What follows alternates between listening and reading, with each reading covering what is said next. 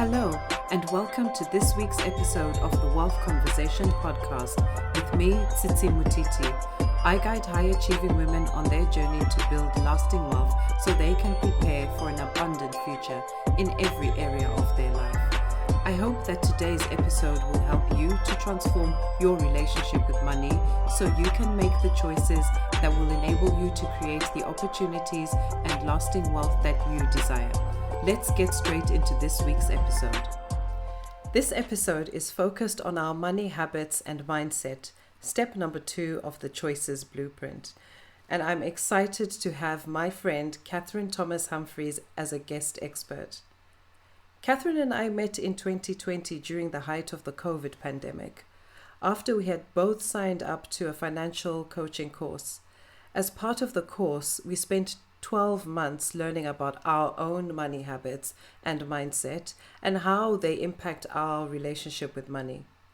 Now, before I bring Catherine on, I'll just read out her official bio. Catherine Thomas-Humphreys is a qualified financial advisor and certified financial coach. Catherine is also the founder of the Finfluencer, and she coaches people to create a positive, confident relationship with their money so they can focus on what matters most to them. All right, it's time for me to introduce you to this amazing woman. Hi, Catherine. Hi there, Tsitsi.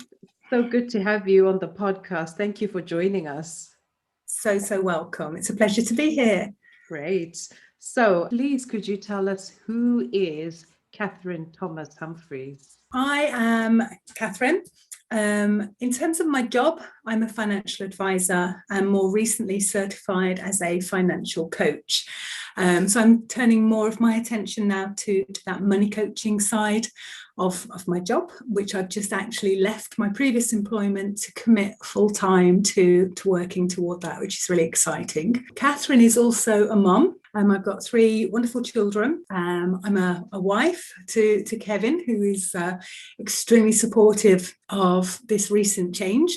Excuse me. And then when I'm not being mum or financial advisor or coach, you'll usually find me either in the garden or swimming, usually across a lake, in a river, anywhere where I can just get away from things and no one calls your name in the middle of a lake. I love that. No one calls your name in the middle of the lake. Nobody says, Mom. Sounds so perfect. I think I'll be joining you on those swimming trips. Please do. In the middle of the lake. Right. So, Catherine, you are the founder of the Finfluencer. Tell us a bit about that. The Finfluencer is my new financial coaching business. Well, I know the name came about really because I've discovered that each one of us as individuals can change and influence our own financial situation. So in the context of the Finfluencer, I'm really talking about my clients, that each one of us is their own greatest influencer. I've come from a background which hasn't always been financially affluent. I've struggled sort of during my early 20s, excuse me, Tsitsi, raising my children. I did part of that on my own. So I think there was a lot of what we would know as a scarcity mindset, that this idea that the money's going to run out or there isn't enough or we have to work very hard for it. And I think I used to perceive that money was a very external force, that I had to do something quite uphill in order to get it. And then it seemed to go as quickly as it arrived. And what I learned over the years, through my own experience, through being a financial advisor, and once again through the financial coaching, is that that's not the case at all. That each one of us actually can shift and change and influence what we do with our money and how we work with our money. And I find that really empowering. And that's really what I'm trying to share with my clients, that we tend to look to other people for a solution, but the solution is within us. And also influence to me is a much gentler word. That background I described makes for me budgeting and control and management. They're all quite hard words. And really money to me now, I understand it's flowing, it's easy. And therefore influence to me was just a far gentler but still powerful word. That's amazing, Catherine. And a lot of what you've said resonated with me because I think I've got to this point in my life, where I'm helping people through coaching, through the work I do in wealth management, after having realized that I can actually, as you put it, influence my money. I can influence the way I think, the way I feel about money.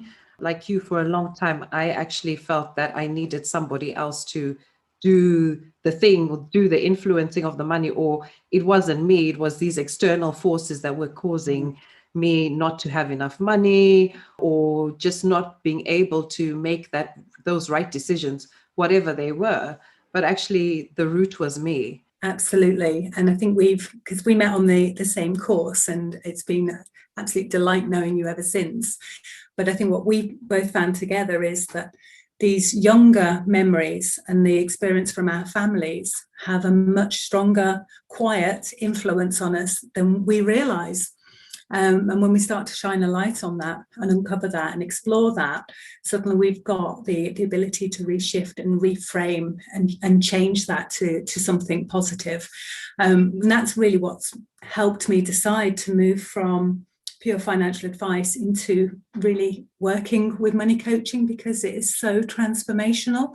You don't have to have a lot of money, but if you can go through that process to understand you in your relationship with money and the emotions, the practical side's useful, but put the two together and the change that we can have on individuals' lives is absolutely mammoth. So I would rather work, I think we call it the advice gap in our industry, that people between sort of having debt and having a lot of money and benefiting from advice, that's not a gap, that's a chasm. If you look at the numbers in the UK who aren't being supported and aren't being helped to understand their money relationship and understand those practical skills. And if we can impart that and our knowledge with people, I think the changes for individuals, families and communities will be immense. I couldn't agree with you more, Catherine.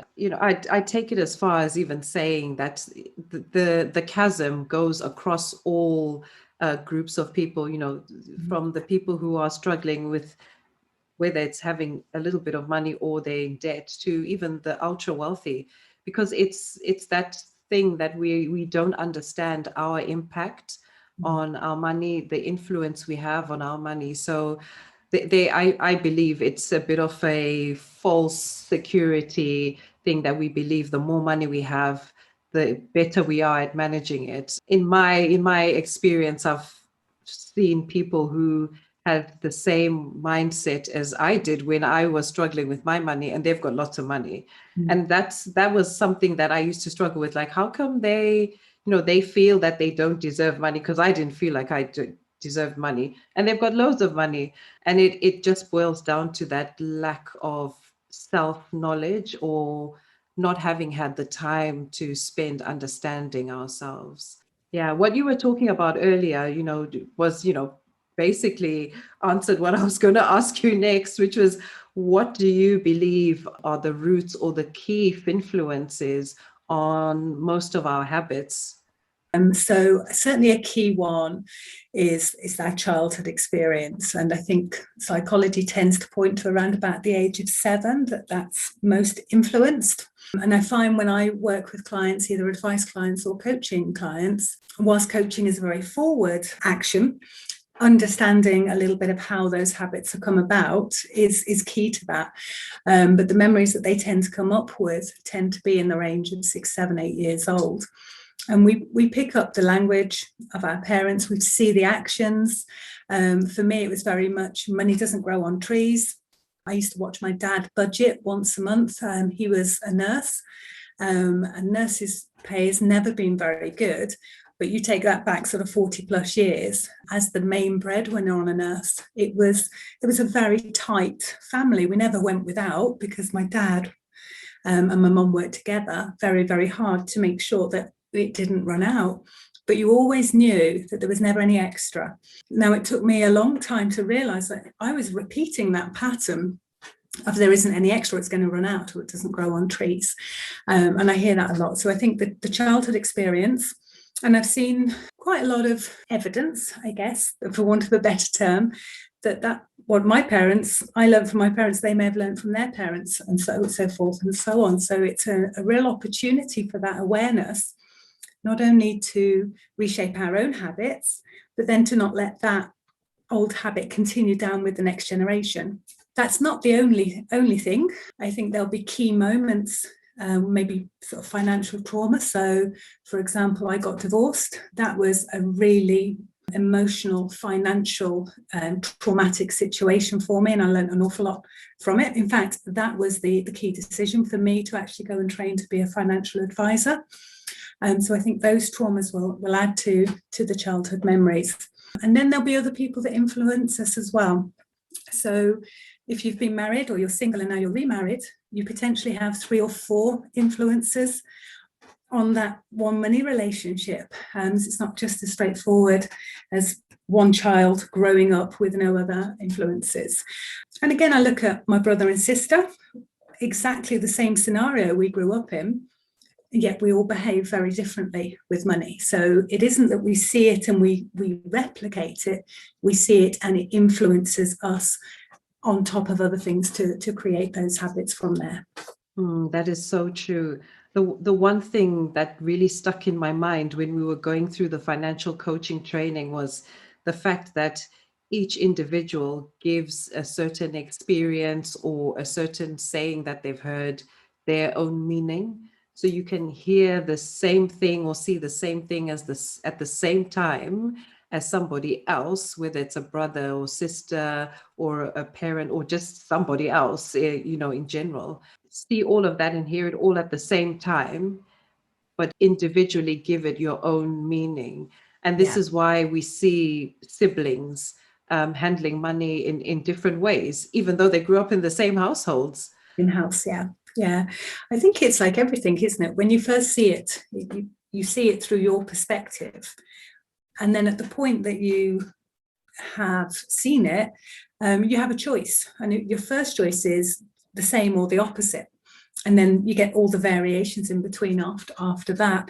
So yeah, my sister and I think in particular took totally opposite approaches. But then life's kind of brought us back round sort of 40 years later to much more similar approach. But certainly initially we seem to respond extremely differently to almost the same set of circumstances. Yeah, I find that so fascinating. I think I'm going to spend a bit more time looking into it because it's mind-blowing how you can be experiencing the same thing, but actually internalize it completely differently to the other person. Yeah. You talked about when you got divorced, that it was quite traumatic for you and it had an impact on your finances and also what you decided to do later on in terms of your career. I wanted you to just share with us one moment, or if there's a few, that really influenced your money habits and how they actually influenced your money habits. Yeah, I think there were a lot, but the key one, which was almost a decision for me. And so when I was getting divorced, I had an awful lot of guilt and shame about how we split the financial assets. So I'd taken a good 10 years out of my career. We'd made that decision as a family to raise what was my middle son at the time, which meant that I left a defined benefit pension scheme within that particular period of time, whereas my husband was still within that scheme. So during our marriage and our family, whilst we'd made this joint decision, financially, he was contributing to a pension and the employer was, whereas I was missing out. Now, I found it difficult going to the solicitor and saying that we've got to share this because it felt very much like this was his. But at the same time, it didn't seem to acknowledge the fact that I had missed out as a result of a joint decision.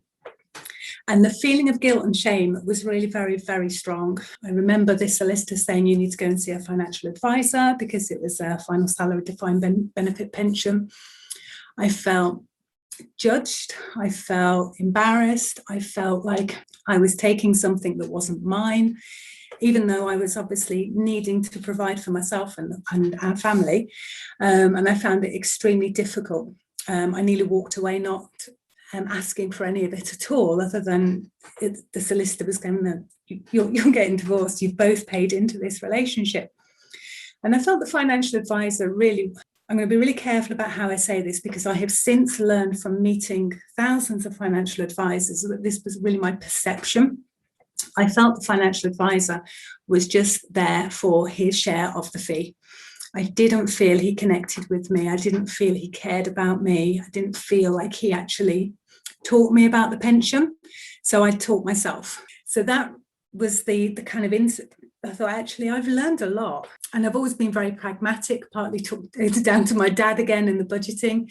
And people naturally came to me in the family and friends to ask how to fix things, or what did they need to do to improve their credit score. It was just general questions that I seemed to attract those type. I thought, if women and maybe even men are feeling like this in front of a financial advisor, that's wrong. To me, advice is about people, and relationships are founded on trust. And you need to have that focus on the person and win their trust and know that they've got an advocate for them in a difficult financial situation. So when I came through that, not only had I learned a lot about pensions, I decided then that there was, from my perspective, a real need for a human connection in financial advice. And as I say, since then, every financial advisor, all bar a few I can count on one hand, have demonstrated that our industry is actually extremely human, very, very caring, and perhaps we're a little misrepresented sometimes with the Daily Mail articles. I couldn't agree more with that. Yeah, it's always the bad news that people remember, not the good news. And there are, I think, hundreds and thousands of amazing advisors out there who are just, helping families and individuals navigate sometimes complicated scenarios, also teaching, the younger generation as well, and it is a privilege to be a part of the industry. And I think also with this financial coaching that we are stepping into as well, it's phenomenal to be a part of this movement that is really there to support and build individuals, families, and communities as well. Yeah, I think, and I love what you're doing with the wealth conversation, that it brings conversations to people. It opens up the channel to have conversations and talking about money more openly, just to kind of break down some of the taboos that we've got in our culture. And I would love to see more good news stories from the advice industry, because I think there's a lot of people working extremely hard with good hearts for the right outcomes for people. So yeah, maybe we need a podcast somewhere else celebrating all the kind of advisor successes. That is so true. Yeah. Whoever's listening to this and thinks that they can do that, feel free and get in touch with us. I would listen. Yeah. And invite us on your podcast as well. Oh, yeah. I'd love you to just share with us a bit about the Finfluencer, right? What is the ethos behind it? And also, what are the steps that people should take to become their own Finfluencers? So I think the main ethos behind it is to empower the person that I'm working with. I want them to leave our relationship, if you like, whether it's a one-to-one or a workshop or a group coaching, feeling that they are in control or influencing, and that they trust themselves and have the tools to make more money, earn more money, take care of the money and grow. The reason that we're working on the finances isn't really, from my perspective, to do with the money. Again, this comes from my own experience, and I've seen it in some of my earlier jobs that you do when you're younger, is if you can get to a position where you're not worrying about money, where it's not a negative kind of drain. I don't think there's a pound sign number that brings happiness, but there's definitely a point where you go from being worried to it being no longer a worry. And then your focus can change onto who you are and why you are and what you want to do. So if you recall Maslow's hierarchy of needs, this very bottom security, psychological needs, if you can just address that feeling, as individuals, we can be whoever it is that we want to be and focus on what we want. So the finances, to me, is the part that enables and empowers each of us to then step forward into being who it is that we want to be. In terms of the steps, at the moment, I do one-to-one coaching, and I'm just about to launch my group coaching course at the beginning of September. I did a beta test earlier this year, which I really enjoyed. And what was lovely about that is the group supporting each other. There's a dynamic people get from not feeling like they're alone. And working together, that as a one-to-one isn't quite the same. You get something different from the one-to-one, which is a lot of very personalised attention and tailored to your needs. So the group coaching will start in September, and the structure behind that is like a 6-step process, really. It's where do you want to be, and where are we? Why are we where we are? And that's perhaps when we take a look back at the childhood and the memories and the things that have shaped us. And then what habits do we need in order to get to that first step again, which is where we want to be. So these 3 emotions, thoughts, habits work to kind of feed each other. And our tendency is to want to stay there because that feels safe. So it's for me to make you feel safe enough that we can make a shift to make a change. Some of the feedback I've had from my clients is I'm very much like a personal trainer. So if you were setting your goal to run a marathon, you know what your goal is and you know when it is.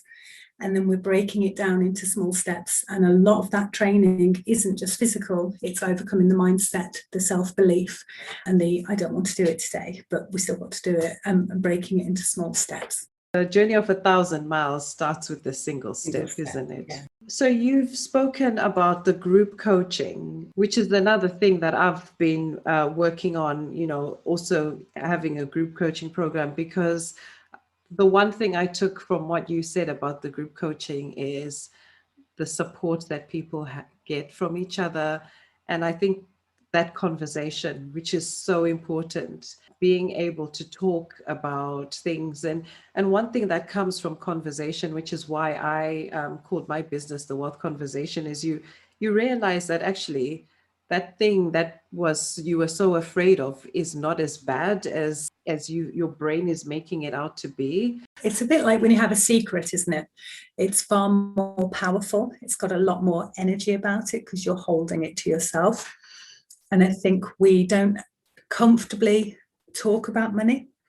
So therefore we do feel as individuals that we're the only ones who perhaps are in debt, or the only ones who spend online late at night, or the only ones that can't save. There's not a lot of comfortable places to go and say, hey, so you get Alcoholics Anonymous, but you don't sort of get support financially. So you asked earlier about some of the ethos behind the Finfluencer, and one of the value statements that I've got is that no one should face financial fear alone. And I think it's the aloneness that adds to the fear. So when I ran the group beta course earlier this year, she's very young compared to me. Everybody seems young. I don't know whether you're having that as well. But to her, the feedback was that she suddenly didn't feel alone with this spending habit, that actually that meant that she could do something about it. So she didn't have to beat herself up. She didn't have to be guilty. She didn't have to sort of feel it was out of control. Now, she wouldn't have known that had she not been within that group dynamic. So to know that we're not alone, there are only a set number of feelings. They may lead to different thoughts, but there's also not many dissimilar habits you and I see over and over again. So none of us are alone with our financial habits. And I think being supported by a group and knowing you're not alone is really powerful. It certainly is. Now, Catherine, you've got this amazing tool called the Family Money Tree. Yeah. And when you said that one of the things that you remember about growing up was people saying money doesn't grow on trees, I was like, oh, and she's got the Family Money Tree. So yeah, what is the Family Money Tree all about? How does it work? So it really is to go through that process of identifying who's been a key influencer for you, and what is it that they've done or said, or how you felt about what they've done or said, that is influencing you. So it's structured much like a family tree. And what you do is you take some time to go through the exercise, perhaps from grandparents, definitely parents or step parents or any sort of adult influencer you had as a child. And you're just trying to record on the tool the things they used to say or habits you witnessed them having. So when I did mine, for example, I remember certain things that my grandma used to do. I wouldn't have necessarily known that she had said anything, but then I could see that's my grandma used to hide money under the sofa. So, that's a scarcity mindset also. So you work through the upper generations and then through any other key adult influences. So for me, it was my current husband, but also my ex-husband, because those were two quite strong influences. You start to pick out what you're doing that's either the same or is a reaction to it.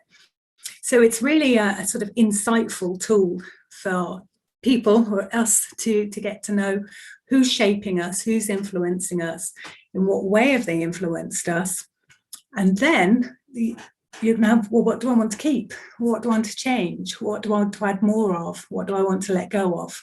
So it's bringing curiosity and exploration to why we have the habits that we do, so we can therefore make a change to what we want to make a change to. And I love the bit about what do you want to keep, what's no longer serving you, because I really feel it does give you that feeling of ownership. And as you call it, influence. Now you can influence that. I'm trying not to say control. I think it's that awareness, isn't it? Because by looking back, as soon as you go to do it again, it's like, oh, hang on a second. And it's just a pause. It's an opportunity to influence or change, rather than just repeat. So a habit is a behavior. It's not necessarily a good or bad habit. It's a set of behaviors. And is it serving you? Is it going to help you get to where you want to go? And once that awareness comes in, I have to describe it as someone turning the light on, that you don't unsee it. You know it then, and it just be a little nudge sometimes, or a pause until a new habit creates. But yeah, that awareness is really quite key to, and the exploring to then how we move forward.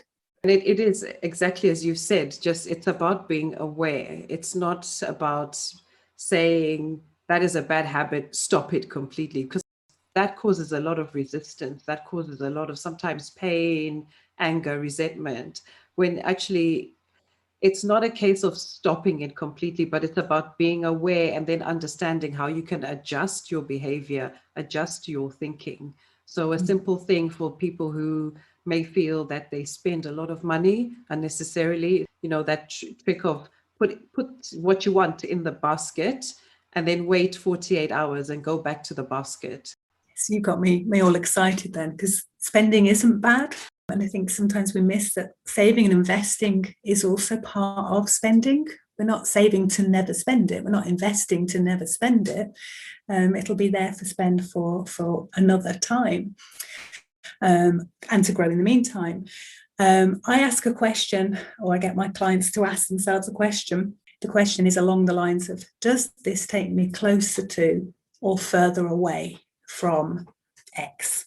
I ask myself that. I spend a whole lot less on things that no longer sit with my values and my goals. I mean, that totally misses out all of the emotional triggers for spending. I know there's more to it than that, but that point of awareness with a sense check gives you a choice then, doesn't it? Instead of it just being a habit and response. Completely agree, Catherine. I mean, we could go on and on. We can, yeah. You and I have that about us. We could go on and on. And, I actually absolutely love the angle you've taken with supporting people and giving them the ability to influence not just their current finances, but future finances. So I just love the whole Finfluencer ethos, and I can't wait to see what other programs you bring out after you've launched this group program fully. So Catherine, there's one question that I ask all my interviewees, and I hope you're ready for it. Go for it. Okay, so as you know, I believe that in order to create true wealth, we must all be clear on what wealth means to us in each area of our lives. So, in a few words, please could you tell us what wealth means to you in terms of physical well being, mental well being, spiritual well being, social well being, and financial well being? Wow. Great question, Sitsi. And I'm glad that you asked all 5 components together. So to me, wealth is very much like health. It's having that optimum balance where you have choices, and that lack of wealth or health isn't affecting the choices that you're having. And the reason I'm glad you asked them all together is I used to be, I trained back in the early 2000s as a yoga teacher. And one of the premises, for want of a better term, is that we're not separate. So our spiritual self isn't separate from our physical self or our mental self, and that we are a whole. Holistic, I think, would be the term. So for me, I think that they do all need addressing together, that we're not just a body that transports a mind around. For me, I am quite spiritual. I'm not religious. I think that's a conversation for you and I for another day. So for me, it would be the balance of all of those 5 aspects that you've asked about. And that balance comes through, as in it's not lacking. So if you have that optimum physical health, optimum mental health, or optimum spiritual health, that to me is wealth, because it's not taking something away from you, which would then affect or bring out of balance those 5 aspects. I think it's really interesting. You also asked with those 5, the financial, but the social one in particular. So we're obviously coming now out of lockdown, where you could argue that we've been socially isolated. And I know that a lot of people I've spoken to have found that that has affected their physical health and their mental health and also their spiritual health. So it just goes to show that we are all connected, and that the social element is really important to our overall health. So, and you and I met during lockdown, so we've never physically met, yet Zoom and the social connection has really brought people together. So I think we need all 5 elements. I think the financial one goes without saying, but to me, wealth is very much that balance of holistic health on all of those areas. Does that make sense, Titsi? It makes complete sense, Catherine, and I love that. As you were talking, I wrote down, we are a whole. We tend to forget that, that if one area of our life is out of balance, it does have an impact on the rest of our lives. And you've illustrated that so well with the social well-being. Not being able to go out, not being able to see people has really impacted the physical, mental, and spiritual, and for some, even the financial well-being. Yeah. So I thank you so much for that. That's so many gems in that. Now, how can listeners get in touch with you, Catherine, if they want to work with you or even get the family money tree? Yes, I think the easiest place for them would be my website, which is as per the name, so www.thefinfluencer.co.uk. From there, they'll be able to sign up to my mailing list, and there'll be information on the group coaching course, or they can download the family money tree and just spend some time exploring and becoming aware of their own influences. And there'll also be all of my social media handles there, so please do feel free to reach out, ask any questions, or get in touch. I'd love to speak to you. Fantastic, Catherine. And I will put your website address in the show notes. So be sure to check the show notes if you want to get in touch with Catherine. Thank you so much, Catherine, for agreeing to this interview.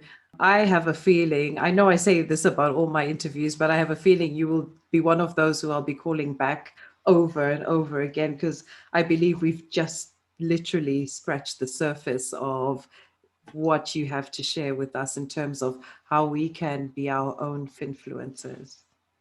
I would be delighted, Sitsi, for you at any time, anytime. Thank you for listening to this week's episode.